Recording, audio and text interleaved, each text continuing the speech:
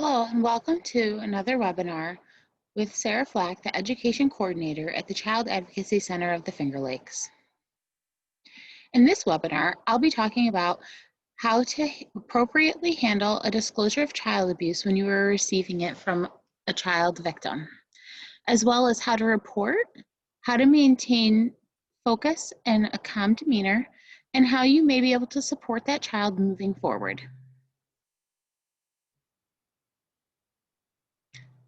The first thing that I want to talk about is really just to make sure that everyone is aware that sexual trauma does not always present itself in the same way. The victimology of victims of sexual abuse or child abuse can be very different from child to child. No two children or no two victims are the same, which means that their response is not going to fit into some cookie cutter mold or description. There's really no normal or acceptable response when a child has been victimized or when they're reporting that victimization. It's also important to keep in mind that there is a complex pre-existing relationship with the offender in most cases. In most cases of child abuse, 90% of the victims know and trust their offender. This could be an offender who lives in their home, who is a family member, a friend, a relative, or another trusted adult, like another form of a caretaker, a teacher, a coach, or someone in their community that they and possibly their family looks up to. And in a lot of cases, the child victim may not necessarily be angry with the offender. This could be because they don't understand that what is happening to them is necessarily wrong, or because they love and trust this offender. The offender has groomed them so effectively that they don't perceive it as actual abuse when it's happening, or they might even get rewards for keeping secrets and not telling about the abuse. Also, some disassociation can cause gaps in time, lapses in or loss of memories.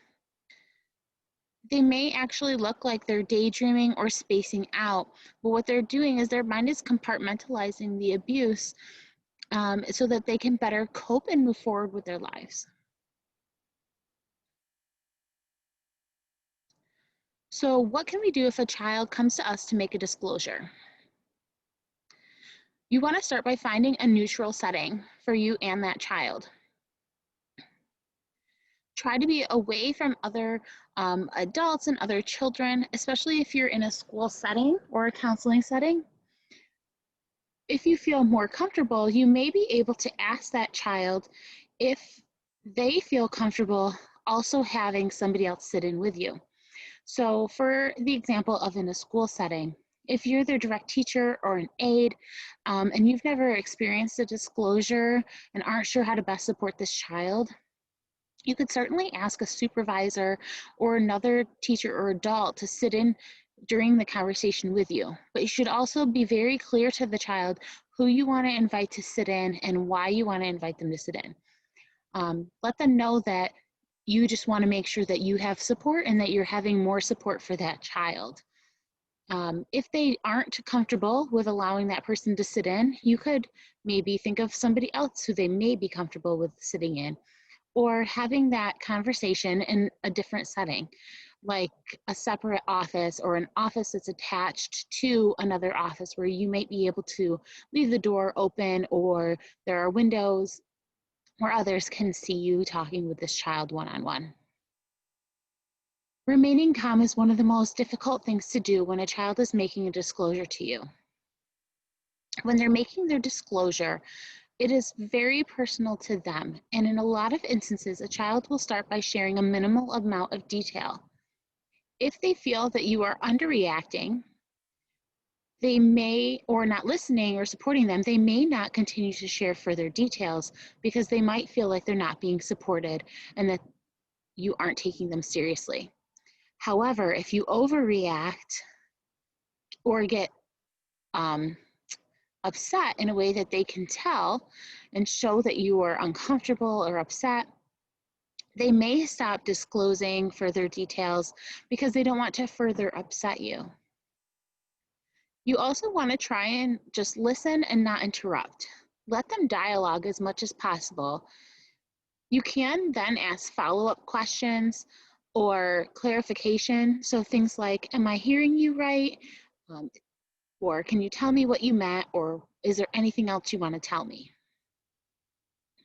I'll talk a little bit more in the coming slides about some, good tips and some things to avoid when talking to a child. From there, you want to definitely let them know that they are not alone, that you will do what you can to help support them, but be sure not to make any promises.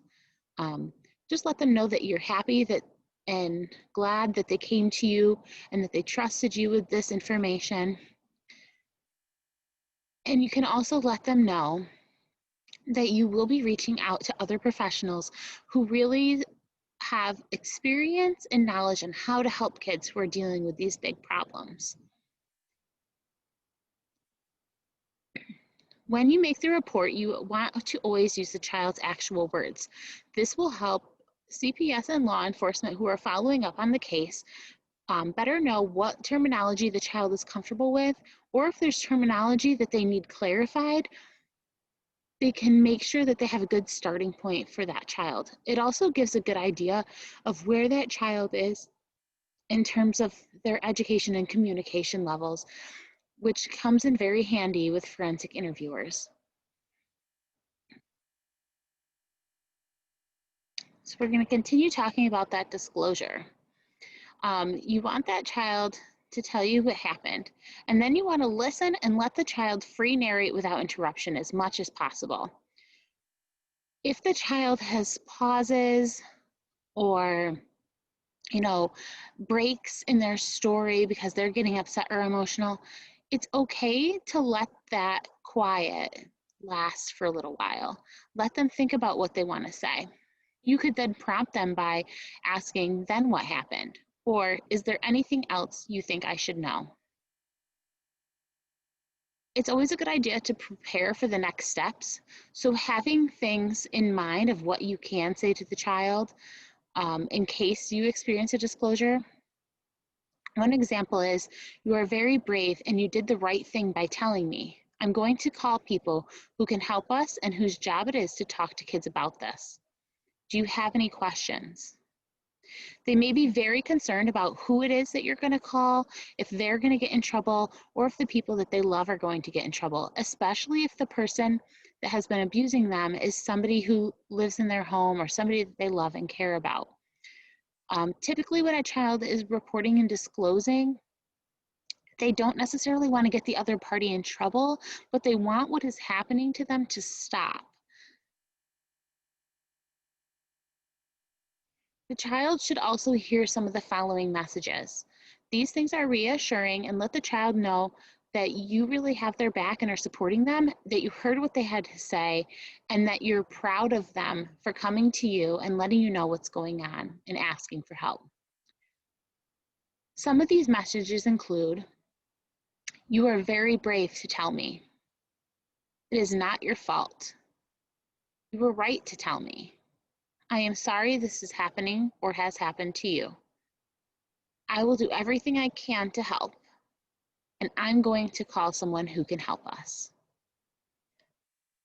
If a child asks you to keep a disclosure a secret, you want to make sure to let them know that you can't do that, that you really need to get them some other help, and that it'll be okay and you'll be there to support them through it.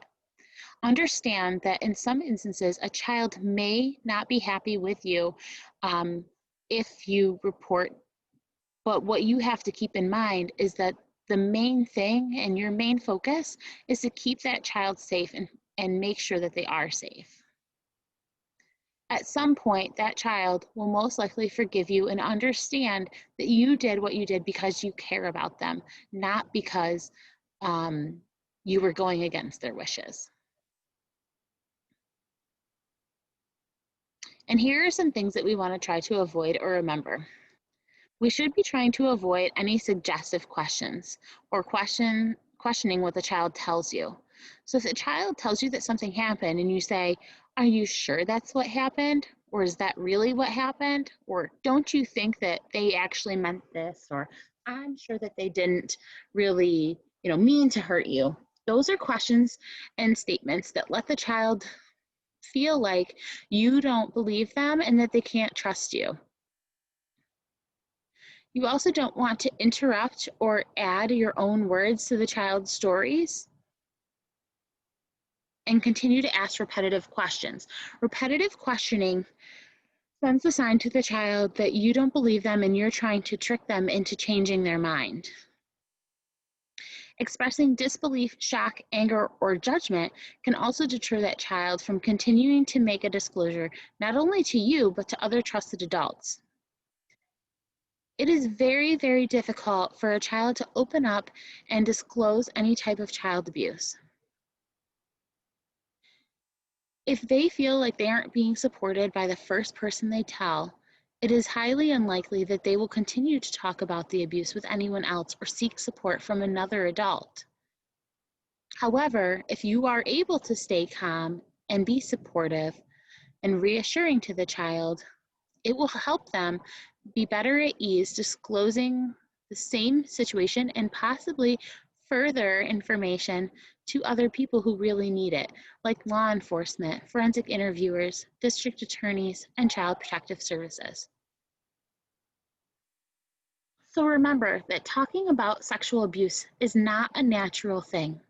Just like as adults don't naturally disclose every detail of their intimate relationships, children don't typically talk about any types of sexual abuse or child abuse unless they truly are experiencing it. It's not part of their common communication. A child's first disclosure may have lasting effects. Like I said, if their first disclosure is something that is even more traumatic for them and they don't feel like the person that they trusted with this information believed them or supported them, they will likely not attempt to make a further disclosure to another person, which means that the abuse will continue to go on. A child is more likely to shut down if he or she senses that you are uncomfortable. Again, they came to you and chose to talk to you because they feel safe when they are with you and they feel like you are a trusted person who cares about them. They never want to make you feel uncomfortable or have you upset by the information they are sharing with you. So if they can tell that you are starting to be uncomfortable or upset, they likely won't continue to tell you any further details because they don't want to continue to upset you. And remember, you do not need all the details to be supportive. Any disclosure should be handled very sensitively. That child may only barely brush the surface in the first time, but if you continue to stay supportive, they'll probably seek your help and support further down the line.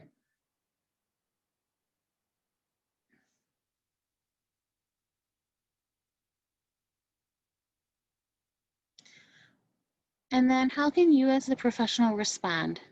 Again, you do not need all the details to be supportive, and you want to be honest with yourself about your personal comfort level.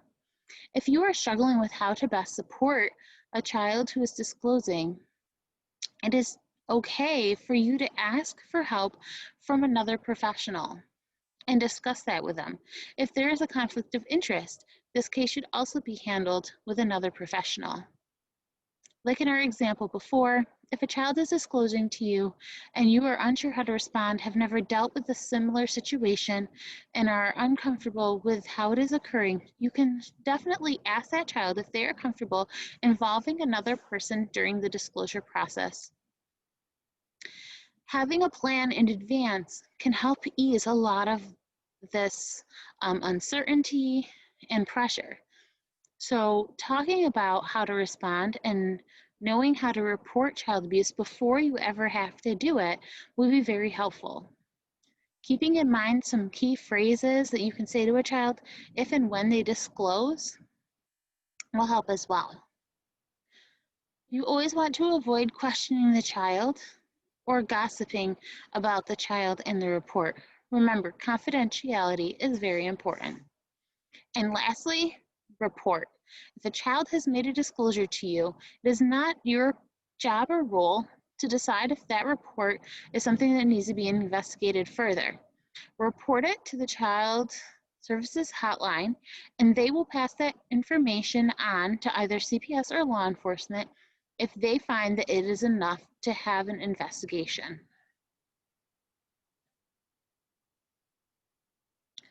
So when you're reporting, reasonable suspicion does not mean that you need proof. However, if you do notice any bruising, biting, or marks on a child that the child either tells you are related or you suspect are related, you can certainly keep note and be sure to tell a reporter hotline that you have seen these marks. That'll give law enforcement and CPS another thing to check into. Any mandated reporter with direct knowledge of abuse or maltreatment must personally and immediately make the call. If it is your first time making a call to the child abuse hotline, it would be very appropriate to ask an administrator or other colleague to sit in with you to help give you support and also to debrief your feelings about information that you were just told, as well as what you can do moving forward. You want to be sure to report all the information you have. However, remember, you don't need the child to give you all of their personal or family information. You can get it from other places. For example, if you do work in a school or daycare setting, you likely have all of the information of the parents and the home address, phone numbers, and any siblings living in the home, easily accessible at your fingertips, as well as the child's date of birth. You should not have to ask the child for all of this information. Seek other resources to get it. And keep in mind, you are asking for help and service and should not feel like you're making an accusation. A lot of times, when people who are given this information and receive a disclosure from a child, if they have personal connections to the alleged abuser, the child, or the family member, they are concerned about the risk of upsetting that situation, whether in the community or in a home. When you make a report, your name will not be given to the suspect of the report. No one will ever know where the report came from and who submitted it. Keep in mind again that you are just asking for help and a service for a child that you are concerned about, and you want to make sure that they are safe. The New York State Child Abuse Hotline is 1-800-635-1522.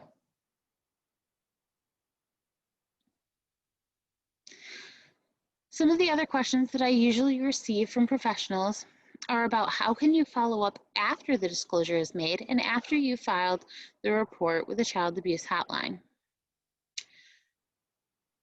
Many of us know this child at a pretty personal level if they feel comfortable enough to come with us with this information and to disclose any abuse that they are experiencing, which also means that we're probably going to see that child again in the very near future or quite often.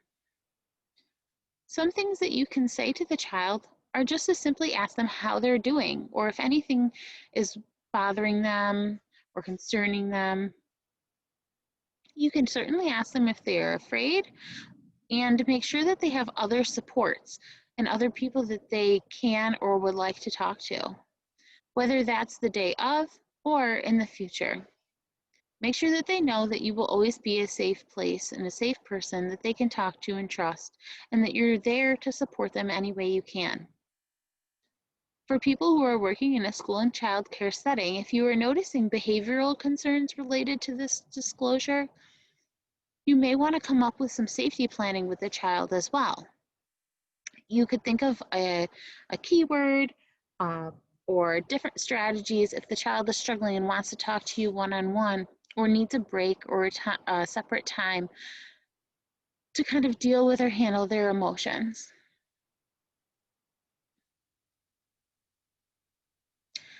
I hope that this information has given you more understanding on how to help a child during the process of making a disclosure. and how to best handle reporting suspicions of child abuse. Again, I just want to make sure to give you that New York State Child Abuse Hotline phone number, which is 1-800-635-1522. If you have any further questions or would like assistance, you can certainly email me at sarah@cacfingerlakes.org.